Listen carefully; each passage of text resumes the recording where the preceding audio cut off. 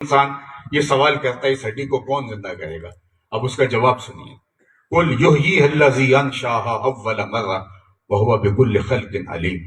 اے محبوب فرما دیجئے یہ تو ہڈی کے بکھرے ہوئے ذرے ہیں جن کو جوڑ کے انسان بنانا ہے۔ جب یہ ذرے بھی نہیں تھے، میٹیریل بھی نہیں تھا، اس وقت جس نے انسان بنا لیا وہ ہڈیوں کو جوڑ کے بھی بنا لیا، اس کے لیے کوئی مشکل نہیں ہے۔ اللہ اکبر، ایسا وقت بھی انسان پہ آیا اس کا نقشہ تک نہیں تھا۔ هل اتی علی الانسان حین من الدہر لم یکن شیئا مذکورا، یہ قابل ذکر چیز ہی نہیں تھا، اس کا نقشہ میٹیریل مادہ تک نہیں تھا، لیکن اس نے تخلیق کیا۔ تو کیا یہ اتنی بڑی تخلیق اس نے کی ہے؟ آنکھوں کو چمکتے ہوئے اجالے دیے، زبان کو بولنے کا سلیقہ دیا، ذہن رسا عطا کیا، چلنے کی توانائی دی، دھڑکتا ہوا دل دیا، سوچیں اور جو ہے وہ افکار کا ایک جہاں آباد کیا۔ تو کیا ایسے ہی مٹی بن جائے گا اور کام ختم ہو جائے گا؟ کیا یہ بے مقصد عبث اور فضول انسان کو بنایا ہے؟ اللہ بندوں کو اپنے حضور کھڑا کر کے ان کے اعمال کے بارے میں پوچھے گا، اور اس نے جنت اور دوزخ یہ تماشے نہیں بنائے، یہ حقیقت واقعہ ہے، یہ ہونے والا ہے۔ ہم غفلت میں زندگی گزار رہے ہیں، ہم سمجھتے ہیں دیکھ لیں گے ایسے ہی ہوگا۔ میاں یہ دنیا کی عدالتیں تھوڑی ہیں، یہ دنیا کا نظم تھوڑا ہے۔ یہاں دھونس دھاندلی بھی چل جاتی ہے، یہاں رشوت بھی چل جاتی ہے، یہاں اثر رسوخ بھی چلتا ہے، لیکن وہ اللہ کی عدالت ایک ایسی عدالت ہے جو ان عدالتوں سے مختلف ہے۔ تو مجھے اور آپ کو آج اس عمل کے لیے تیاری کرنا ہوگی اور اپنے شب و روز کو منظم کرنا ہوگا۔ جانے والے چلے گئے، ہمارے لیے درس عبرت چھوڑ گئے۔ اللہ جانے والوں کی قبروں کو منور کرے، ان کو وسیع، ان کی قبروں کو وسیع، کشادہ، خوشبودار اور ٹھنڈا کرے، اور اپنا خاص کرم فضل ان کی اخروی زندگی اور برزخی زندگی کے شامل حال فرمائے، اور ہمیں اللہ توفیق دے کہ ہم اپنی ایک ایک سانس کا محاسبہ کریں۔ قیامت کے دن ہماری حرکت کا بھی حساب ہوگا اور ہماری سکنت کا بھی حساب ہوگا، یعنی حرکتوں کا حساب تو ہوگا ہی، وہ ہمیں لگتا ہے، لیکن جو وقت ہم نے ضائع کیا، جو خاموشی سے گزارا، جس میں کچھ نہیں کیا، یہ اللہ کی نعمت ہے زندگی، اللہ اس کا بھی حساب لے گا۔ تمہیں زندگی جیسی نعمت دی تو اس کو تم نے فضول کیوں گزار دیا؟ تو ہر حرکت کا بھی حساب ہے، ہر سکنت کا بھی حساب ہے۔ تو جب ہم اتنے کڑے امتحان میں پیش ہونے والے ہیں تو ہماری زندگی پھر غیر منظم کیوں ہے؟ حضرت سری سبتی رضی اللہ تعالیٰ عنہ حضرت جنید بغدادی کے مرشد اور پیر ہیں، وہ فرماتے تھے باقی باتیں تو بات کی ہیں، میں تو اس بات سے ڈرتا ہوں اپنے رب کا سامنا کیسے کروں۔ اور اقبال کہا کرتے تھے میں تو اس بات سے ڈرتا ہوں قیامت کے دن رسول اللہ کا سامنا کیسے کروں۔ تو غنی از ہر دو عالم من فقیر، روز محشر عذر ہائے من پذیر، گر تو می بینی حسابم ناگزیر، از نگاہ مصطفیٰ پنہا بلیر۔ کہا مالک تو غنی ہے، میں فقیر ہوں، تو حساب نہ لینا، ایسے مجھے معاف کر دینا۔ اللہ اکبر، لیکن اگر میرا حساب لینا ضروری ہوا تو تیرے حضور یہ التجا ہے کہ حضور کے سامنے نہ لینا، مجھے شرمندگی ہوگی۔ تو مجھے اور آپ کو اپنی زندگی دیکھیے، ہم تو لتھڑے ہوئے ہیں گناہوں میں، بدکاریوں میں، بدیوں میں، اور ہماری زندگی غیر منظم اور غیر مرتب ہے۔ ابھی اذان پکاری جائے گی تو ہم میں سے کتنے لوگ ہوں گے جٹ کے اللہ کے حضور سجدہ ریز ہو جائیں گے، جن کی پیشانیاں اس کے حضور سجدوں کا خراج پیش کریں گے۔ ہم تو اپنی منمانی کی زندگی گزارنے والے لوگ ہیں، ہم تو خواہشات کے غلام ہیں، لیکن وہ لوگ جنہوں نے زندگیاں اللہ کے دین کے لیے اس کی یاد میں بسر کی، تتجافی جنوبہم عن المضاجع، ان کی کروٹیں بستروں سے الگ رہتی تھی، خوف اور طمع میں رب کو پکارتے تھے۔ ان کے خوف اور ان کی خشیت کا عالم یہ ہے کہ حضرت بایزید بستامی سے ایک بڑھیا نے کہا حضرت میرے گدھے کی دم اچھی ہے یا آپ کی داڑھی اچھی ہے؟ تو کپ کپانے لگے، کہا بڑھیا تیرے سوال کا جواب فی الحال میرے پاس نہیں ہے، یہ تو مرنے کے بعد ہی بتا سکتا ہوں کہ میرے ساتھ ہوا کیا۔ خیر حضرت بایزید کا انتقال ہو گیا، 72 برس کی عمر میں حضرت بایزید کا انتقال ہوا۔ تو حضرت بایزید اس بڑھیا کو خواب میں ملے، تو اس نے کہا کہ میرا سوال وہیں کھڑا ہے۔ تو فرمانے لگے میں جب مالک کے حضور پیش ہوا تو میرے مالک نے مجھے کہا اے بوڑھے بتا میرے پاس کیا لے کر آیا ہے؟ تو میں نے کہا مالک بادشاہوں کی چوکھٹ پہ جب فقیر آئیں تو فقیروں کو بادشاہ یہ نہیں پوچھتے کیا لے کر آئے ہو، یہ پوچھتے ہیں کیا لینے آئے ہو۔ میں لے کر کچھ نہیں آیا، تیری رحمت کا سوالی بن کے آیا ہوں، اللہ نے بغیر حساب کے میری مغفرت فرما دی۔ تو جن کی زندگیاں اس طرح گزری ان کی زندگیاں اللہ کے خوف سے یوں بھری ہیں۔ مجھے اور آپ کو اپنے آپ کو منظم کرنا ہوگا۔ زندگی تیزی سے گزر رہی ہے، میں اور آپ لمحہ لمحہ موت کے قریب ہو رہے ہیں۔ کبھی آپ اشارے پہ رکے ہوں تو وہاں گنتی الٹی چلتی ہے، اور جہاں گنتی الٹی چلتی ہے بہت جلد زیرو پہ کام آ پہنچتا ہے۔ ماہ سال کی زندگی گنتی الٹی چل رہی ہے، کہیں میں اور آپ دھوکے میں نہ رہیں، مغالطے میں نہ رہیں۔ یہ بکھر جانے والا خواب ہے، ٹوٹ کے بکھر جانے والی زندگی ہے۔ کتنے لوگ ہیں جو آج ہمارے اندر نہیں ہیں، اور ہم سمجھتے ہیں کہ ہم بہت لمبا جئیں گے، ہمیں ایک سانس کا بھی نہیں پتا اٹھنے والا اگلا قدم کہاں ہے۔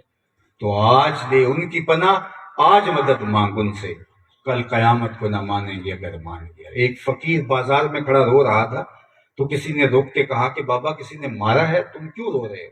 اس نے کہا نہیں کوئی ایسا کچھ نہیں ہوا، بس ان لوگوں کے رویے نے مجھے رلا دیا ہے۔ کہا کیا مطلب؟ کہا ان کو دنیا میں کھویا ہوا دیکھا، اذانیں پکاری جا رہی تھی، لیکن یہ مسجد کی طرف رخ بھی نہیں اٹھا رہے تھے، تو مجھے ترس آیا، تو میں نے سوچا ان بندوں کی رب کی صلح نہ کروا دوں۔ تو کہا پھر کیا ہوا؟ کہا میں نے اس سے بات کی، اس نے کہا لے آ میری چوکھٹ پہ، ایک آنسو سے سارے گناہ دھو ڈالے۔ تو وہ مان گیا، میں خوشی خوشی ان کے پاس آیا اور ان سے بات کی، تو یہ الٹا میرا مذاق اڑانے لگے، کہنے لگے جا بابا کام کر، تجھے کیا پتا دنیا اور دنیا داری کیا ہوتی ہے، دنیا کے بکھیڑے کیا ہوتے ہیں، تم اپنی منطقیں لے کے آتے، جاؤ کام کرو۔ تو وہ تو مان گیا تھا، یہی نہیں مانے، ان کے رویے نے مجھے رلا دیا ہے۔ 2-4 دن گزرے تو وہی فقیر قبرستان میں کھڑا رو رہا تھا، تو وہی شخص دوبارہ گزرا تو اس نے دیکھا یہ اس دن والا بابا ہے۔ پھر رکا اور کہا کہ آج کیا ماجرا ہے، بازاروں میں بھی روتے ہو، قبرستانوں میں بھی روتے ہو، کیا ہوا؟ کہا کہانی وہ پرانی ہے۔ کہا کیا مطلب؟ کہا کہ میرا خیال ہوا تھا ان بندوں کی رب کی صلح کروا دوں، وہ تو مان گیا تھا، وہ بندے نہیں مانے، تو مایوس ہو کے آج ادھر نکل آیا اور سوچا ان قبرستان والوں کی اور رب کی صلح کروا دوں۔ تو بڑی تیزی سے پوچھا اچھا پھر کیا بنا؟ کہا آج یہ مان رہے ہیں، وہ نہیں مان رہا۔ تو صاحب آج وہ مان رہا ہے، آج مجھے اور آپ کو اس کی دہلیز پہ جانا ہوگا۔ وہ اتنا کریم ہے، اتنا کریم ہے کہ ایک آنسو سے گناہ معاف کر دیتا ہے۔ یا ایھا الانسان ما غرک بربک الکریم، اے انسان تجھے کریم رب سے کس نے غافل کر دیا؟ ذرا انداز تخاطب دیکھیے، الذی خلقک فسواک فعدلک فی ای صورت ما شاء رکبک۔ اللہ انسان کو پکار کے کہتا ہے تو میری دہلیز سے دور بھٹک گیا ہے، آجا پلٹ کے دیکھ میرا تیرا رشتہ کتنا گوڑا ہے، میں تیرا رب لگتا ہوں۔ یہ دیکھیے کتنا گوڑا ربط ہے۔ ماں کا جو اولاد سے رشتہ ہے دنیا کے کسی ترازو پہ تولا نہیں جا سکتا۔ یہ سڑکوں کو کنارے پر آج بڑے بڑے ترازو نصب کر دیے گئے ہیں، سامان سمیت پورا کنٹینر تول لیا جاتا ہے، لیکن آج تک کوئی ایسا ترازو ایجاد نہیں ہوا جس پر ماں کے پیار کو تولا جا سکے۔ اللہ نے اس کے سینے میں وہ تڑپتی ہوئی ممتا رکھی ہے، محبت کا وہ جہاں آباد کیا ہے کہ وہ ایک ماں کا ہی دل ہے اور ماں کی ہی ممتا ہے۔ ماں جب بولتی ہے تو اس کے لہجے میں جبریل بولتا ہے، ماں جب مسکراتی ہے تو لگتا ہے جنت کی ساری کلیاں کھل اٹھی ہیں۔ وہ درد، وہ درک، وہ محبت، وہ امٹتی ہوئی الفتوں کا ایک جہاں جو اللہ نے ماں کے سینے میں رکھا ہے، وہ ماں ہی ہے۔ ایک شاعر ہوا ہے تابش، اس نے ماں کے پیار کو کیا خوبصورت پیرائے میں بیان کیا۔ ایک مدت سے میری ماں نہیں سوئی تابش، میں نے ایک بار کہا تھا مجھے رات کو ڈر لگتا ہے۔ ایک بار کہا تھا رات کو سوتے ہوئے ڈر لگتا ہے، میری ماں اب بھی میرے بستر پہ پھونکے مارتی رہتی ہے۔ یہ ماں کا پیار ہے، یہ الفت ہے۔ میں آپ سے پوچھتا ہوں ماں اولاد سے اتنا پیار کیوں کرتی ہے؟ آپ سب کا ایک ہی جواب ہوگا، اس لیے کہ ماں نے اولاد کو جنم دیا ہے۔ تو صاحب جس نے جنم دیا ہے وہ اتنا پیار کرتی ہے، تو جس نے خلق کیا ہے وہ کتنا پیار کرتی ہے؟